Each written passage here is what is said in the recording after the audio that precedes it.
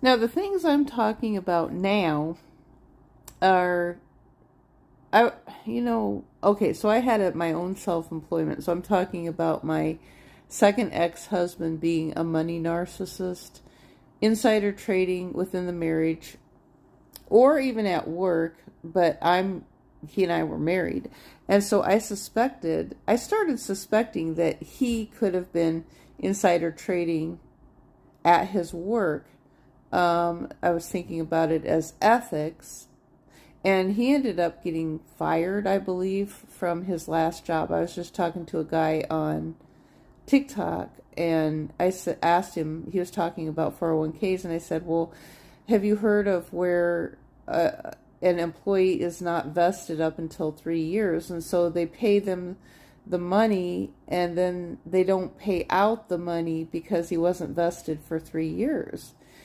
And so my husband wasn't even wanting to put me down as a wife on the retirement for his jobs because he didn't want to have to pay out of his pension to me. So that was one thing. But I do know that as he got better at trading, then he was always calling me up and telling me about the guys at work, he was recommending to them what stocks to buy and sell. Now, I just think of this as insider trading on the smaller scale related to 401ks.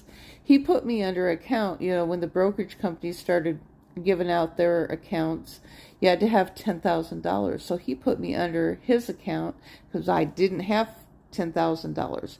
So he wasn't licensed. So then I'm wondering, well, did he actually put me under a child's account, or what kind of account was it? Because at the time I met him, he had a lot of money. And so he